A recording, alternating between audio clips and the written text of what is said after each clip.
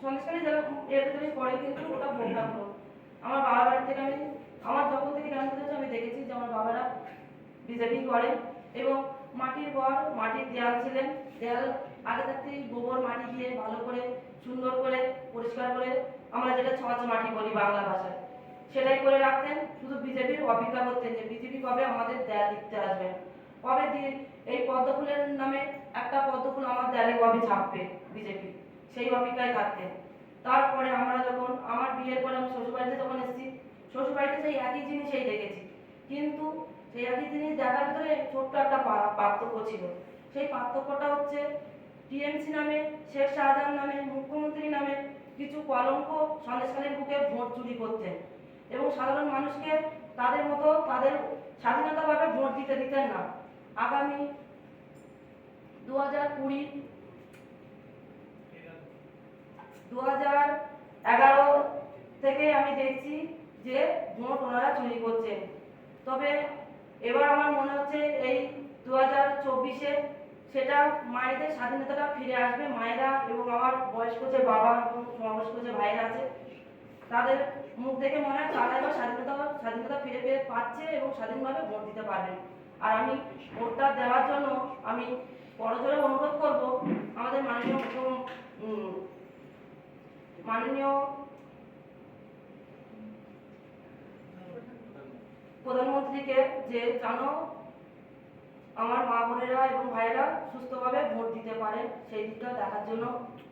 2011 সালের বিধানসভা থেকে 2023 সালের পঞ্চায়েত পর্যন্ত আপনারা কি ভোট দিতে পেরেছিলেন? ভোট দিয়েছেন? একবার ভোট দেননি? না, পারিনি। কি অবস্থা ছিল? কি অবস্থা ছিল? খুবই ভয়ঙ্কর অবস্থা ছিল। ভোট দিতে যেতে হতো না, যে গায়ে চলে যেত ভোট দিতে তার হয় মেরে দেওয়া। আপনি কি ভোট দিতে পেরেছিলেন? আপনি না, আমি ভোট দিতে পারিনি, কেননা আমার বাড়িতে আমার স্বামী ভোট দেওয়ার জন্য একটু জোর করেছিলেন, মানে আমার স্বামীকে মারা হয়েছিল। আমার স্বামীকে প্রচন্ডভাবে মারা হয়েছিল। আমরা দিন মজুরি আমার স্বামী কাজ করেন এবং আমাদের সংসারটাও খুব স্বল্প উপার্জনের মধ্যেই চলে। তো সেখান থেকেই আমরা তো 2011 থেকেই আমাদের এরকম পরিস্থিতিতে আমাদের দিন কাটছে।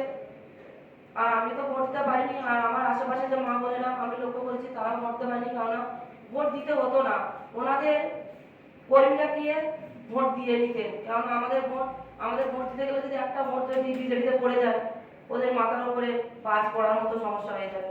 ওই জন্য আমাদেরকে বুথে যাওয়ার জন্য অনুরোধ থাকতো না, আর বুথে যাওয়ার কোনো অনুরোধ মানে ওনাদের পক্ষে ওনাদের এর থেকে আমাদের কোনো আদেশ থাকতে না।